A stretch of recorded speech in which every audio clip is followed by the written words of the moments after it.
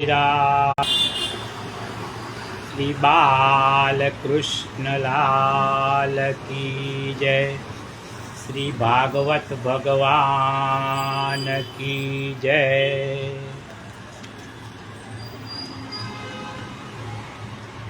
આજે આપણે મંગલાચરણથી શરૂઆત કરીએ। શ્રી કૃષ્ણ સ્તવન। करारविन्दे न पदारविन्दे न मुखारविन्दे विनिवेशयन्तं वत्स्य पत्रस्य पूटे शयानं बालमुकुन्दं मनसा स्मरामि। जमणा चरणना अंगूठाने मुखकमलमां पधरावता अने वटवृक्षना पर्णपत्रमा शयन करता भगवान बाल मुकुंदने हूँ स्मरू छू। श्री कृष्ण गोविंद हरे मुरारे हे नाथ नारायण वासुदेव जिह्वे पिबस्वामृतमेतदेव गोविंद दामोदर माधवेति। हे जीव, तू श्री कृष्ण गोविंद हरे मुरारे हे नाथ नारायण वासुदेव तथा गोविंद दामोदर माधव हे नामामृतનું જ પાન કર્યા કર। વિક્રેતુ કામા કિલ ગોપકન્યા મુરારી પાદાર્પિત ચિત્તવૃત્તિ दत्यादिकं मोहवसाद गोचर गोविंद दामोदर माधवेति। जेनी चित्तवृत्ति मुरारीना चरण कमलमां चोंटेली छे एवी कोईक गोपकन्या दूध दही वेचवानी इच्छाथी घरमांथी નીકળી એનું મન તો મુરારીની પાસે હતું।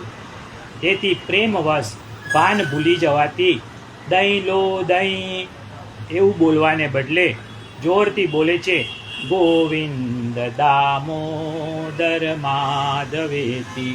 આવું પોકારવા લાગી। ગૃહે ગૃહે ગોપવધૂ કદંબા સર્વે મિલિત્વા સમવાપ્ય યોગમ पुण्यानि नामानि पठन्ति नित्यं गोविन्द दामोदर माधवेति। ब्रजना प्रत्येक घरमां गोपीजनो नवराश मेळवीने टोळाबंध अन्योन्य मळीने ए मनमोहन माधवना गोविंद दामोदर माधव एवा पवित्र नामोने भण्या करे छे। सुखं शयाना निलये निजेपि नामानि विष्णु प्रवदन्ति मर्त्या ते निश्चितं तन्मयतां व्रजन्ति गोविन्द दामोदर माधवेति।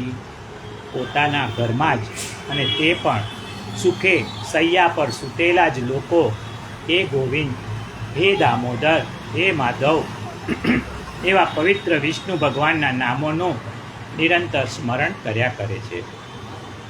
તે લોકો નિસંદેહ ભગવાનની તન્મયતાને પ્રાપ્ત થઈ જાય છે।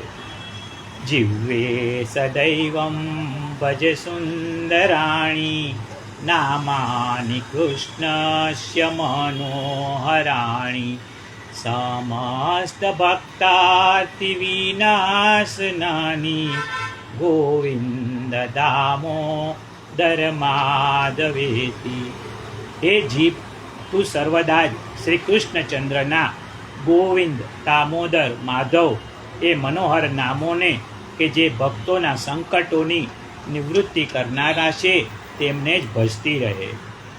सुखावसाने इदमेव सारं दुःखावसाने इदमेव ज्ञेयं देहावसाने इदमेव जाप्यं गोविन्द દામોદર માધવેતી.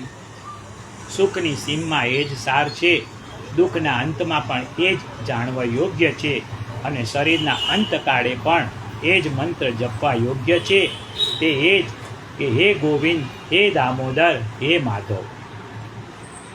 શ્રી કૃષ્ણ રાધા વર ગોકુલેશ ગોપાલ ગોવર્ધનનાથ વિષ્ણુ જીવે પીબશ્વામૃતમેતદેવ ગોવિંદ દામોદર માધવેતી.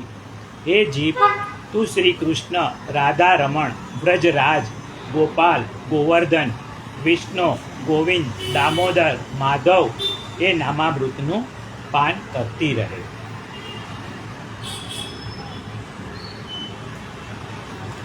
ગઈકાલે આપણે જોયું કબીરજીનો દોહો, જબ તુમ આએ જગત में जग हंसे तुम रोए, ऐसी करनी कर चलो तुम हंसे जग रोए. કબીરજીની આ પંક્તિઓ ભીષ્મ માટે રચાઈ હોય ને એવું જ લાગે છે. મૃત્યુ એ તો અટલ વસ્તુ છે, જન્મનારનું મૃત્યુ નિશ્ચિત છે. ભીષ્મને જીવતા પણ આવડ્યું અને મરતા પણ આવડ્યું. ભીષ્મએ 11 શ્લોકમાં ભગવાનની સ્તુતિ કરી છે, એટલે કે મન, બુદ્ધિ અને નવધા ભક્તિ. આ 11નું ભગવાનને સમર્પણ કર્યું, એટલે કે સર્વસ્વનું સમર્પણ કર્યું. કાલે આપણે અહીં સુધી વાંચ્યું. હવે આજે આગળ. સ્તુતિ 3 સમયે કરવી. કયા 3 સમયે? હમણાં આપણે મંગલાચરણમાં ગાયું ને, સુખાવસાને ઇદમેવ સારમ દુઃખાવસાને ઇદમેવ જ્ઞેયમ દેહાવસાને ઇદમેવ જાપ્યમ ગોવિંદ દામોદર માધવેતી. સુખના દિવસોમાં પ્રભુને યાદ કરો. સુખમાં પ્રભુને યાદ કરવાથી સદબુદ્ધિ મળે. દુઃખમાં સ્તુતિ કરવાથી ધૈર્ય પ્રાપ્ત થાય છે. માણસ ભાંગી પડતો નથી, હતાશ નથી થતો, અને શરીર છોડતા સ્તુતિ કરીએ ને તો મુક્તિ મળે. ગીતામાં ભગવાને કહ્યું છે કે અંતકાલે ચ મામેવ સ્મરણ મુક્તવા ક્લેવરમ. ભીષ્મએ સ્તુતિની શરૂઆત ઇતિ શબ્દથી કરી છે. સંસ્કૃતમાં ઇતિ શબ્દ સમાપ્તિમાં આવે છે. આ સ્તુતિ અંતિમ સમયમાં કરી હોય એમાં એવો અર્થ થાય છે કે હે પ્રભુ, મારા જન્મ મરણના ચક્રનો પણ ઇતિ એટલે કે અંત થઈ જાય એવી મારી પ્રાર્થના છે. ભીષ્મના અગ્નિ સંસ્કાર કર્યા પછી પાંડવોની સાથે શ્રી કૃષ્ણ હસ્તિનાપુર આવ્યા અને કેટલોક સમય રોકાયા. યુધિષ્ઠિરને રાજ કેમ કરવું ને એ શ્રી કૃષ્ણએ શીખવ્યું. યુધિષ્ઠિરના રાજમાં પ્રજા સર્વ રીતે સુખી હતી. અહીં ખરા રાજા તો શ્રી કૃષ્ણ હતા, યુધિષ્ઠિર તો નામના હતા. કારણ યુધિષ્ઠિર તો જે ચલાવતા ને શ્રી કૃષ્ણની સલાહ પ્રમાણે જ રાજ્ય વહીવટ ચલાવતા. યુધિષ્ઠિરના રાજ્યમાં વરસાદ જોઈએ એટલો પડે, દુકાળ પડે જ નહીં. ગાયો પુષ્કળ દૂધ આપતી, નદીઓ 12 માસ વયા કરે, ધરતી એવી ફળદ્રુપ કે કચ્છમાં કેસર પાકે. અહીં બધા સુખી, પણ 2 ધંધાવાળા દુઃખી હતા. ડૉક્ટરો અને વકીલોને કોઈ ધંધો મળતો નહીં. આ 2 જણા બહુ દુઃખી હતા. અરે દિગંબરોના ગામમાં ધોબી શું કરે? ભૂખે મરે. આ ધર્મનો પ્રભાવ છે. ધર્મની મર્યાદાઓનું પાલન આપત્તિઓથી બચાવે છે. અધર્મથી રોગો અને ઝઘડા વધે છે.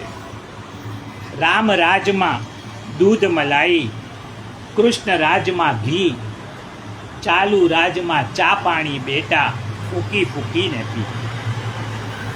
યુધિષ્ઠિરનું રાજ્ય સર્વ રીતે સુખી જોઈ ઇન્દ્રએ યુધિષ્ઠિરને રાજ્ય બદલવા માટે ઓફર કરી. ઇન્દ્રએ કહ્યું કે સ્વર્ગ તમને આપું, આ હસ્તિનાપુર તમે મને આપી દો. યુધિષ્ઠિરે કહ્યું કે તમે શા માટે રાજ્યની બદલી કરવા ઈચ્છો છો? ઇન્દ્રએ કહ્યું કે જે લાભ હસ્તિનાપુરમાં છે ને એ સ્વર્ગમાં નથી. હસ્તિનાપુરમાં તો સ્ત્રીઓ શાક લેવા જાય ને તો સામે શ્રી કૃષ્ણ મળી જાય. યોગીઓને પણ અહીંનું સુખ દુર્લભ છે. ધર્મરાજના રાજમાં ધર્મનું શિક્ષણ આપવામાં આવતું. ધર્મરાજા સૂર્ય ઉપાસક હતા.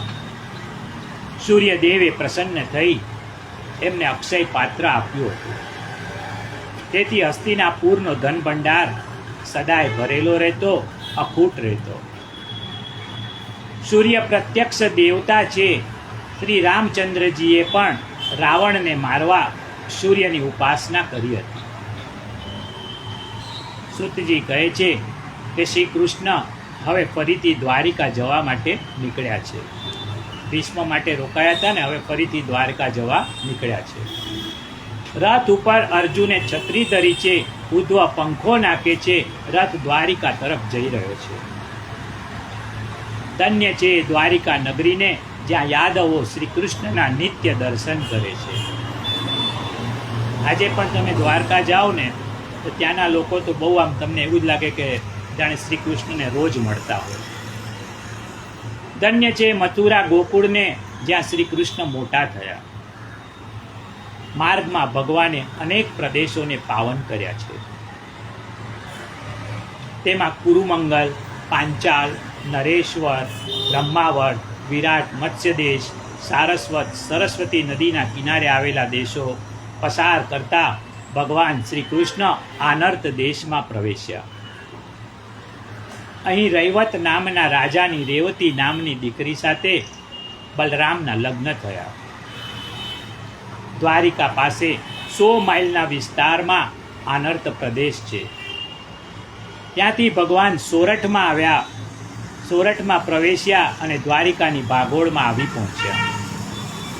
શ્રી કૃષ્ણએ વિચાર્યું કે હવે હું તો દાદો થઈ ગયો છું, છોકરાઓના ઘરે મારે છોકરાઓ છે, એકદમ ઘરમાં તો ઘૂસાય નહીં.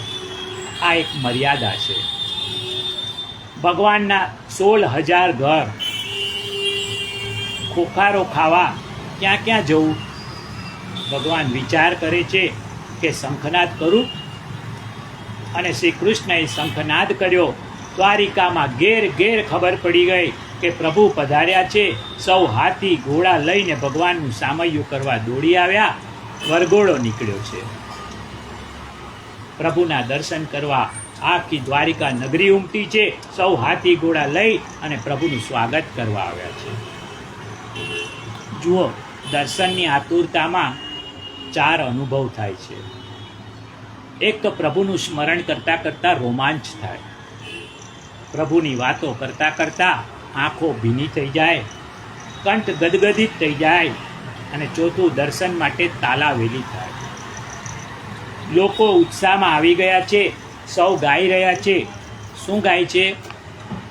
દ્વારે દ્વારે તોરણિયા બંધાવો રે, ચોઘડિયા વગડાવો રે, ચાલો ને વધામણે, લાલજી આવે ને ધરતી ધમધમે, એમના માતે છે મુગટ અપાર, ચાલો ને વધામણે, લાલજીને પીળા પીતાંબર શોભતા, એમના કંઠે છે વૈજંતી માળા, ચાલો ને વધામણે, લાલજીને બાહે બાજુ બંધ બેરકા, એમના 10 આંગળીએ વેદ, ચાલો ને વધામણે, લાલજી માટે બાજોઠિયા મંગાવો રે, ઉપર કુમકુમના સાથિયા પુરાવો રે ચાલો ને વધામણે, ઉડે ઉડે છે અબીલ ફૂલા ચાલો ને વધામણે, દ્વારે દ્વારે તોરણિયા બંધાવો રે ચોગડિયા વગડાવો રે ચાલો ને વધામણે. દ્વારિકા નગરજનો ઠાકોરજીનું સ્વાગત કરવા આવ્યા છે. વિશ્વકર્માએ પોતાની સંપૂર્ણ કુશળતાથી એક જ મહેલમાં બનાવેલા 16,000 મંદિરો પાસે ભગવાન આવ્યા.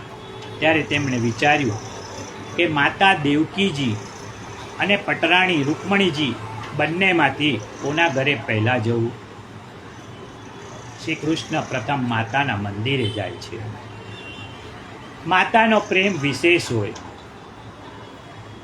દીકરો આવે ને ત્યારે મા મોઢા સામે જુએ, શરીર જુએ કે મારો લાલ સુકાઈ તો નથી ગયો ને. ત્યારે ઘરવાળી હોય ને તો હાથ તરફ જુએ કે લિસ્ટ આપ્યું હતું એ લાવ્યા છે કે નહીં, ઘરની બધી વસ્તુ. માતા આવતો જુએ, જ્યારે પત્ની હોય ને તો એ લાવતો જુએ. આજે ભગવાન શ્રી કૃષ્ણ દેવકીજીના મંદિરે પ્રથમ આવ્યા છે. રૂક્ષ્મણીજીને ત્યાં નથી ગયા. માતાને પ્રણામ કર્યા, માતાના ખોળામાં બેઠા છે. અરે આટલા મોટા દાદા થઈ ગયા ને તો પણ આજે માતાજીના ખોળામાં બેઠા છે. બધે કૃષ્ણની હાંક વાગે, ડંકો વાગે, પણ શ્રી કૃષ્ણ છે ને અજોડ હતા. મા સામે મોટા નથી, નાના થઈ ગયા. દેવકીને પ્રેમના આંસુ સરી પડ્યા, સ્તનમાં દૂધની ધાર વહી, સમુદ્રની ઊંડાઈ મપાય, પણ માના પ્રેમને માપી શકાય નહીં. છત્રપતિ શિવાજી મહારાજ સુરવીર હતા. ઔરંગઝેબ શિવાજીથી ફફડતો હતો. કહે છે કે ઔરંગઝેબે શિવાજીનો ફોટો સંડાસમાં રાખ્યો હતો, કારણ કે શિવજીની બીકથી એનું પેટ સાફ થઈ જાય, આટલો બધો ગભરાતો હતો. ઔરંગઝેબ આટલો પહોંચતો પામતો પણ શિવાજીથી ડરે. આવા મહાન શિવાજીની માનું મૃત્યુ થયું ને ત્યારે શિવાજીને રડતા જોઈ ને સેનાપતિએ પૂછ્યું કે શિવાજી, આપ રડો છો? શિવાજી બોલ્યા કે રડું નહીં તો શું કરું? તો કે તમે તો છત્રપતિ છો, ચક્રવર્તી છો. તો કે હા, મને શિવાજી છત્રપતિ ચક્રવર્તી તો કહેનારા ઘણા બધા છે, પણ મને શિવો કોણ કહેશે? આવો છે માનો પ્રેમ. આથી તો કવિશ્રી નાનાલાલે ગાયું છે. શું ગાયું છે? મીઠા મધુ ને મીઠા મેહું લારેલો, તેથી તો મીઠી મોરી માતરે, જનનીની જોડ સખી નહીં જડે રેલો. પ્રભુના એ પ્રેમ તણી પૂતળી રેલો, જગતી જુદેરી એની જાત રે, જનનીની જોડ સખી નહીં જડે રેલો. અમિતી ભરેલ એની આંખડી રેલો, વાલથી ભરેલા એના વેણ રે, જનનીની જોડ સખી નહીં જડે રેલો. મોંઘી આશીષ પૂરે મલકતી રેલો, લેતા ન ફૂટે એની લાણ રે, જનનીની જોડ સખી નહીં જડે રેલો.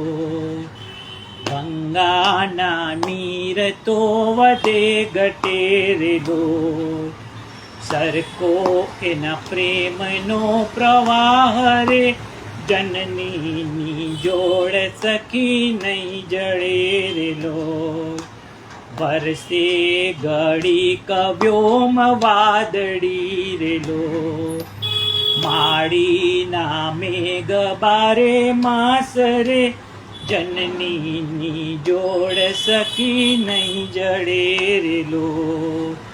દેવોને દૂધ એના દોયલા રેલો, કાળજામાં કંઈક ભર્યા કોડ રે, જનનીની જોડ સખી નહીં જડે રેલો, મીઠા મધુને મીઠા મેહુલા રેલો, એથી તો મીઠી મોરી માત રે, જનનીની જોડ સખી નહીં જડે રેલો.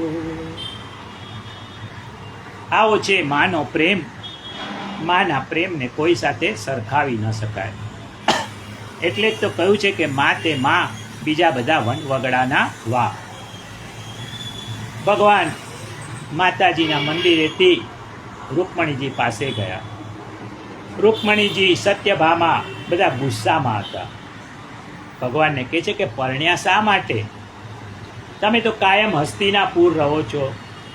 ભગવાને બધાના મનનું સમાધાન કર્યું અને કહ્યું એ ભગવાને જેટલી રાણીઓ હતી ને એટલા રૂપ ધારણ કર્યા અને બધાને એવી ખાતરી કરાવી અને કહ્યું કે હું તમારા ઘરે જ પહેલો આવ્યો છું. શ્રી કૃષ્ણની આ દિવ્ય લીલા છે. શ્રી કૃષ્ણને પટરાણીઓ સાથે જોઈને કામદેવ લડવા આવ્યો. અગાઉ રાસલીલામાં શ્રી કૃષ્ણએ કામદેવને હરાવ્યો હતો, પણ કામદેવને થયું કે ત્યારે તો ભગવાન નાના હતા. કામદેવે શ્રી કૃષ્ણને કહ્યું કે સુંદર યુવતીઓ આપની સેવા કરતી હોય તે વખતે મારે તમારી સાથે લડવું છે. પણ કૃષ્ણ અજેય રહ્યા. જંગલમાં વૃક્ષ નીચે બેસી કામદેવને જીતે ને એ મહાત્મા, પણ રાણીઓની વચ્ચે મહેલમાં જીતે ને એ પરમાત્મા છે. સુત પુરાણ કહે છે કે હે સોનક, હસ્તિનાપુરમાં પરીક્ષિતનો જન્મ થયો છે. યુધિષ્ઠિરે પૌત્રના જન્મ નિમિત્તે બ્રાહ્મણોને દાન આપ્યું. બ્રાહ્મણોએ કહ્યું કે રાજન, તમારા કુળના આ એકના એક પુત્રની ભગવાન વિષ્ણુએ રક્ષા કરી છે, તેથી એ વિષ્ણુ રાત કહેવાશે. વિષ્ણુના રાત ઇતિ વિષ્ણુ રાત. આ બાળકનું બીજું નામ પરીક્ષિત છે, કારણ કે માતાના ગર્ભમાં જોયેલા પ્રભુના સ્વરૂપને જોયા પછી એ લોકોમાં શોધે છે. તેથી પરીક્ષિત નામ પડ્યું. પરીક્ષિત સ એસ પરીક્ષિત. સુતજી કહે છે, તીર્થયાત્રાએ ગયેલા વિદુરજી મહારાજ હસ્તિનાપુરમાં આવ્યા. વિદુરજી ગયા ને ત્યારથી 36 વર્ષથી ક્યાં હતા ને એની કોઈને કાંઈ ખબર ન હતી. યુધિષ્ઠિરને જ્યારે ખબર પડી ને કે વિદુર કાકા આવ્યા છે, ત્યારે એમનું સ્વાગત કર્યું.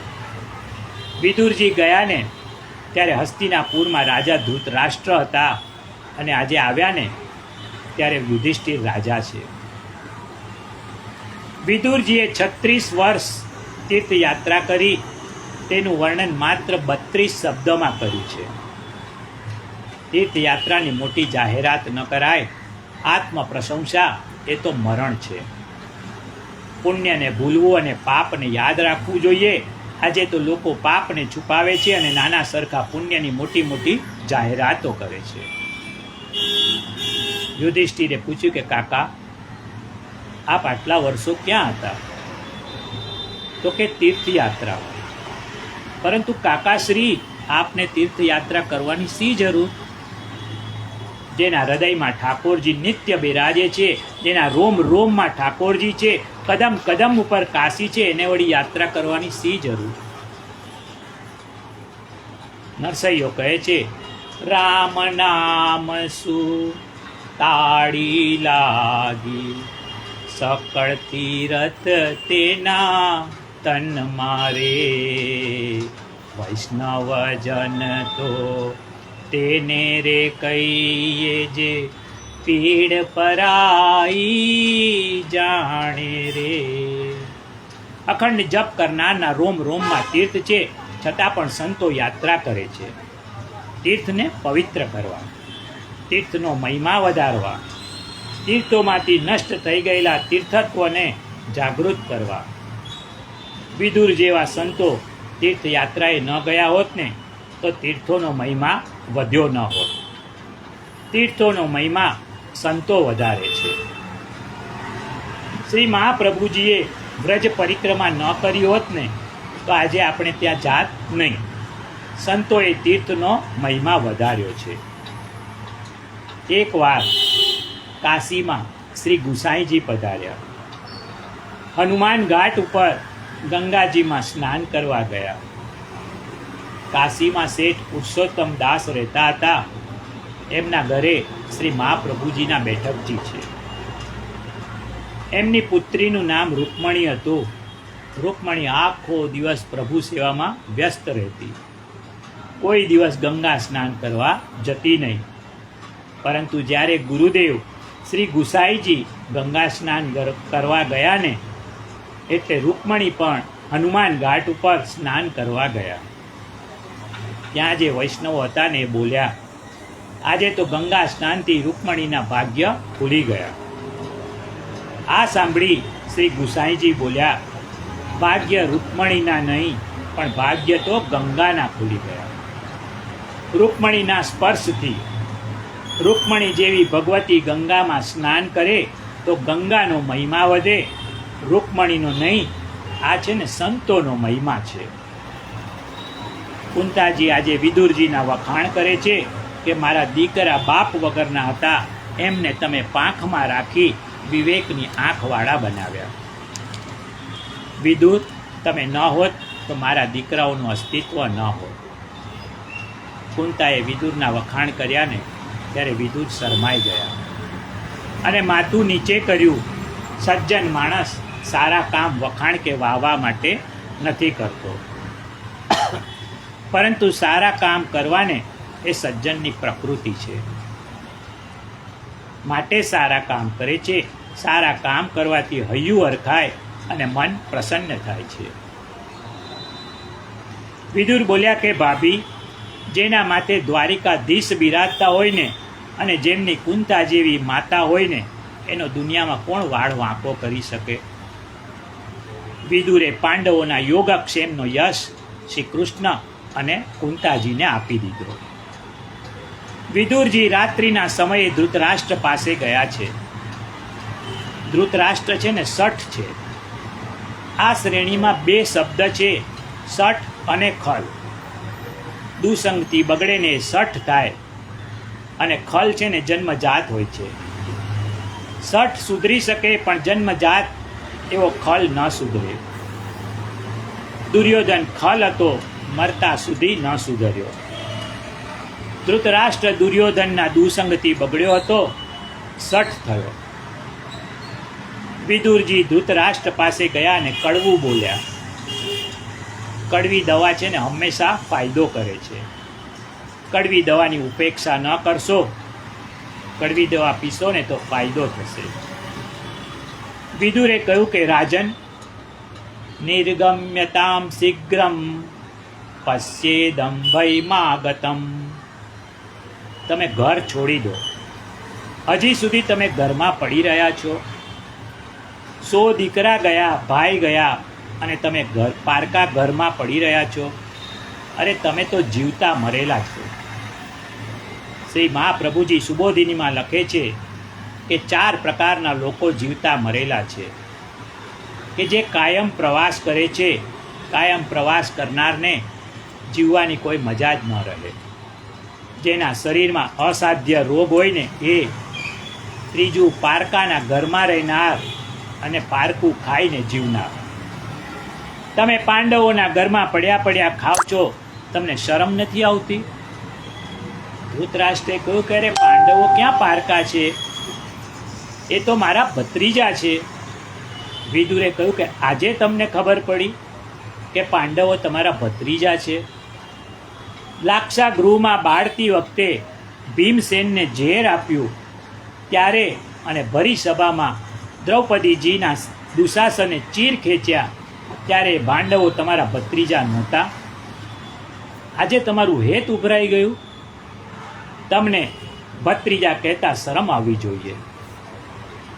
વિદુરે કહ્યું કે મોટા ભાઈ, તમે મનુષ્ય શરીર ધરીને કરવાનું કોઈ કામ ન કર્યું, માત્ર પાપ કર્યું અને પાપને પ્રોત્સાહન આપ્યું. બહુત ગઈ થોડી રહી અબ નારાયણ ચેતી જા ભાઈ, ચેતી જા. ભાઈ, તમારા જિંદગીના હવે માત્ર 5 જ દિવસ બાકી રહ્યા છે, તમે આ ઘર છોડી દો. ધૃતરાષ્ટ્રએ કહ્યું કે વિદુર, આ કૃષ્ણ છે ને એક કાલ છે, એ મારા 100 પુત્રને ભરખી ગયો. વિદુરે કહ્યું કે ભાઈ, એટલે જ કહું છું કે તમને કાલ મારે ને એ પહેલાં તમે ઘર છોડી દો. તમારું શરીર હવે જર્જરિત થઈ ગયું છે. ભાઈ, તમારું કલ્યાણ તમારે જાતે જ કરવાનું છે. વિદુરજીના સત્સંગથી આજે ધૃતરાષ્ટ્રમાં વૈરાગ્ય જાગ્યો. આ છે ને સત્સંગનો પ્રભાવ છે. લોખંડ હોય ને તો એ પારસમણીના સ્પર્શથી, એના સંગથી સુવર્ણ બની જાય છે. હજારો વર્ષથી ચાલ્યું આવતું અંધારું માત્ર એક જ દીવાના પ્રકાશથી ચાલ્યું જાય છે. રામાયણમાં પણ લખ્યું છે, બિનુ સત્સંગ વિવેક ન હોઈ, રામ કૃપા બિનુ સુલભ ન સોઈ. એક ઘડી આદિ में पूनी आय, तुलसी संगति संत की हरे कोटि अपराध. ધૃતરાષ્ટ્રએ કહ્યું કે ભાઈ, તમે જે કહો ને એ કરવા માટે હું તૈયાર છું, પણ હું આંધળો એકલો ક્યાં જાઉં? વિદુરે કહ્યું કે ચાલો મારી સાથે, તમને હિમાલય લઈ જાઉં. ધૃતરાષ્ટ્રે વિદુરના ખભા ઉપર હાથ મૂક્યો અને યુધિષ્ઠિરને કહ્યા વિના ધૃતરાષ્ટ્ર નીકળી ગયા. ગાંધારી છે ને સતી છે. પતિ દેખતા નહોતા એટલે પોતે દેખતી હોવા છતાં પોતાની આંખે એણે પાટો બાંધી દીધો છે. એમણે કહ્યું કે સ્વામીનાથ, આ મોહથી ભરેલા જીવનમાં તો તમે મને સાથે રાખી, હવે મોક્ષના સમયે મને મૂકીને ક્યાં જાઓ છો? ગાંધારીએ ધૃતરાષ્ટ્રનું વસ્ત્ર પકડ્યું. જેમ રામ, લક્ષ્મણ અને સીતા અયોધ્યામાંથી નીકળ્યા, એમ ધૃતરાષ્ટ્ર, વિદુર અને ગાંધારી આજે હસ્તિનાપુરમાંથી વિદાય થયા. હરિદ્વારથી 10 કિલોમીટર દૂર સપ્ત સરોવર છે, જ્યાં ગંગાજી 7 ધારામાં વહે છે. એ સપ્ત સરોવર તીર્થમાં ધૃતરાષ્ટ્રને મૂકી અને વિદુરજી પ્રભાસ ક્ષેત્ર ગયા. આ બાજુ હસ્તિનાપુરમાં યુધિષ્ઠિર વહેલી સવારે જાગ્યા. પૂજા કાર્ય કરી નિયમ પ્રમાણે વડીલોને પગે લાગતા. પણ આજે ધૃતરાષ્ટ્ર ગાંધારીને એમને જોયા નહીં. યુધિષ્ઠિર દુઃખી થઈ ગયા, રડવા લાગ્યા. વિચાર કર્યો કે મારી આંખ વિનાના કાકા અને પુત્ર વિનાની માં ક્યાં ગયા હશે? મેં એમના 100 પુત્રોને મારી નાખ્યા. એથી એમણે આત્મહત્યા તો નહીં કરી હોય ને? મેં બહુ ખોટું કર્યું. મારા જ ભાઈઓને મારી ને મેં મારા કાકા કાકીને દુઃખી કર્યા. યુધિષ્ઠિરને વિષાદ થયો. યુધિષ્ઠિર ધર્મરાજ છે. ધાર્મિક માણસ કોણ કહેવાય? જે પોતાના જ દોષનો વિચાર કરે એ ધાર્મિક છે. યુધિષ્ઠિર કાકાના દોષ જોતા નથી. કાકાએ ગુજારેલા જુલ્મોને યાદ નથી કરતા. એ ફક્ત પોતાનો જ દોષ જુએ છે. યુધિષ્ઠિરના મનનું સમાધાન ન થયું. એ તો રડવા લાગ્યા. કહે છે કે કાકા કાકી ન આવે ને ત્યાં સુધી હું પાણી પણ ગ્રહણ નહીં કરું. આવું વિચારે છે. એટલામાં દેવર્ષિ નારદ ત્યાં પધાર્યા. નારાયણ નારાયણ. નારદે કહ્યું કે ધર્મરાજ, તમે કાકાનો શોક ન કરો. તમારા કાકાને લઈને વિદુરજી સપ્ત સરોવર ગયા છે. આજથી 5મા દિવસે તમારા કાકાનો અને કાકીનો ઉદ્ધાર થવાનો છે. અરે ધર્મરાજ, તમે કોના કોના માટે રડશો? આ દુનિયા છે ને એ તો પંખીનો મેળો છે. કાકાનો શોક ન કરો. અરે તમે સ્વયં પોતે અહીં ક્યાં રહેવાના છો કાયમ માટે? તમે છે ને એક કામ કરો, તમારા માટે તમે સાવધાન થાઓ. નારદ યુધિષ્ઠિરને કહે છે. પંખીનો મેળો છે, તારો છેલ્લો ફેરો છે, માયાની મહેફિલમાં આયુષ્યની ઉજાણી છે, જન્મ મરણના ચક્કરની આ પરતી ગાણી છે. પંખીનો મેળો છે, તારો છેલ્લો ફેરો છે, ચડતી પછી છે પડતી, હો પડતી, ઉગેલાને આ થમવાનું છે. જે આવ્યા તે જવાના જવાના, જન્મેલાને તો મરવાનું છે. માયાની મહેફિલમાં આયુષ્યની ઉજાણી છે, પંખીનો મેળો છે, તારો છેલ્લો ફેરો છે. સમય સરામ નહીં રાખે, નહીં રાખે, ખીલેલાને પણ કરમાવાનું છે. દુનિયા નહીં માને, નહીં માને, વારા ફરતી સૌનો વારો છે.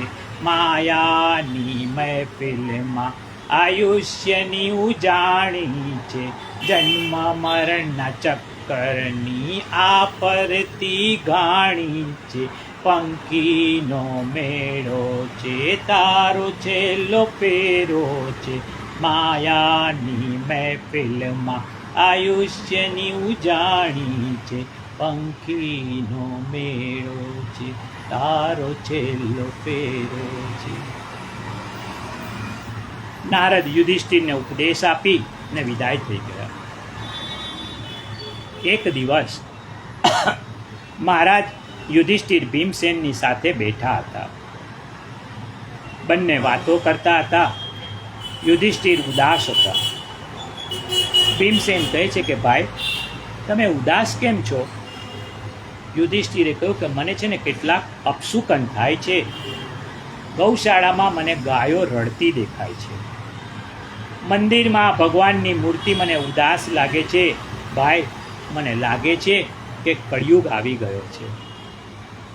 યુગ બદલાય છે ને ત્યારે ધરતી નથી બદલાતી, માણસની આકૃતિ પણ નથી બદલાતી, પ્રકૃતિ બદલાય છે, વિચારો બદલાય છે. 100 વર્ષ પહેલાં આપણા દેશનો માણસ લાંચ શું કહેવાય ને એ સમજતો ન હતો. આ છેલ્લા 100 વર્ષમાં તો કેટલું બધું બદલાયું. આજે તો જે લાંચ ન લે ને એ મૂર્ખ ગણાય. આટલા વિચારો બદલાયા છે કારણ કે યુગ બદલાયો છે. કળિયુગમાં અર્થ, કામની બોલબાલા, અવિશ્વાસનો યુગ, એનું નામ કળિયુગ. કળિયુગમાં લોકોને એકબીજા પર વિશ્વાસ નથી. વાતે વાતે સહી કરવી પડે. જ્યાં એકબીજાના વ્યવહારમાં કપટ આવે ને એ કળિયુગ. યુધિષ્ઠિર ભીમને કહે છે કે ભાઈ, ગઈકાલે છે ને મને કાળો માણસ મળવા આવ્યો. એણે કહ્યું કે મહારાજ, મારે કેટલાક પ્રશ્નો પૂછવા છે, એનો આપ જવાબ આપો. યુધિષ્ઠિરે પૂછ્યું, બોલો શું પ્રશ્ન છે તમારો? એક એક કરીને તમે પ્રશ્ન પૂછતા જાઓ. કાળિયો માણસ પ્રશ્ન પૂછે છે, એક કૂવાની વચ્ચે પૈસો લટકે છે, એના ઉપર 1000 મણ લોખંડ જોયું, એ શું હશે? બીજું, એક ગાય વાછરડીને ધાવતી હતી, એ શું? ત્રીજું, 4 કૂવાની વચ્ચે એક કૂવો હતો. વચ્ચેના કૂવામાંથી 4 કૂવાઓને પાણી મળતું હતું અને 4 કૂવાઓ ભરાઈ જતા હતા. પરંતુ જ્યારે વચ્ચેનો કૂવો ખાલી થઈ ગયો ને ત્યારે આજુબાજુના 4 કૂવાઓ ભરેલા હોવા છતાં કૂવાને ભરી નહોતા શકતા. એ શું? ધર્મરાજા યુધિષ્ઠિર જવાબ આપે છે. પહેલા પ્રશ્નનો જવાબ છે, પૈસો એટલે ધર્મ, લોખંડ એટલે અધર્મ. કળિયુગમાં લોકો પૈસા જેટલો ધર્મ કરશે અને 1000 ગણો અધર્મ કરશે. કાતરની ચોરી કરી સોય કરે સોયનું દાન. કાતરની ચોરી કરીને સોયનું દાન કરશે. બીજું, વાછરડી જે ધાવતી હતી ને, જે ગાય વાછરડીને ધાવતી હતી ને, એ મા બાપ દીકરીની કમાઈ ખાતા હશે. દીકરાઓ મા બાપનું ધ્યાન ન રાખે ને તો પછી દીકરીઓ રાખે તો ખોટું શું છે? પણ આશ્ચર્ય એ છે કે આવું જાણતા છતાં દીકરો જન્મે ને ત્યારે પેંડા વેચાય અને દીકરી જન્મે ને ત્યારે મોઢું સોગ્યું કરીને બેસે. આવું કેમ? અરે દીકરી વખતે પણ પેંડા વેચવા જોઈએ. ત્રીજું, વચ્ચેનો એક કૂવો છે ને એ બાપ છે અને આજુબાજુના 4 કૂવા હોય, 4 દીકરા છે. ત્યારે બાપ એકલો 1000 રૂપિયા કમાતો ને ત્યારે 4 દીકરાનું પેટ ભરતો હતો. પરંતુ જ્યારે બાપની કમાણી બંધ થઈ ને 4 દીકરા 10-10 હજાર રૂપિયા કમાતા હતા તો પણ એક બાપનું પેટ ભરી શકે નહીં. આજે ઘરડા, મા બાપથી ઉભરાતા ઘરડા ઘર એ આપણી સંસ્કૃતિનું કલંક છે. એ સૂચવે છે કે સંતાનોને મા બાપ માટે પ્રેમ નથી. યુધિષ્ઠિરે કાળિયા માણસને કહ્યું કે તે આ 3 પ્રશ્ન પૂછ્યા ને એનાથી મેં તને ઓળખી લીધો છે, તું પોતે જ કળિયુગ છે. આવી બધી ઘટનાઓ ફક્ત કળિયુગમાં જ ઘટે છે. કળિયુગે યુધિષ્ઠિરને કહ્યું, મહારાજ, હવે આપનો સમય પૂરો થઈ ગયો છે, આ ખુરશી જલ્દી ખાલી કરો. ત્યારે યુધિષ્ઠિરે કહ્યું, અમારા માતે હજી સાક્ષાત દ્વારિકાધીશ બિરાજે છે, તું કોણ અમને ખુરશી ખાલી કરાવનાર? જ્યાં સુધી શ્રી કૃષ્ણ છે ને ત્યાં સુધી અમે આ ધરતીને નહીં છોડીએ. કળિયુગ વિદાય થયો એટલામાં ફરતા ફરતા વ્યાસજી ત્યાં આવ્યા. યુધિષ્ઠિરે પ્રણામ કર્યા. યુધિષ્ઠિરે કહ્યું કે દાદાજી, મને એવું વરદાન આપો કે અમારી હયાતીમાં કળિયુગ પ્રવેશે નહીં, જેથી કરીને અમારે કળિયુગના દોષો જોવા ન પડે. વ્યાસજીએ કહ્યું, તથાસ્તુ, તમારી હયાતીમાં કળિયુગ નહીં આવે. કળિયુગની શરૂઆત પરીક્ષિતના રાજ્ય વખતથી થઈ. આજે આ સત્રને આપણે અહીં વિરામ આપીએ. આવતીકાલે આ સત્ર પાછું આગળ વધારશું. ત્યાં સુધી સર્વેને જય શ્રી કૃષ્ણ, જય શ્રી કૃષ્ણ, જય શ્રી કૃષ્ણ.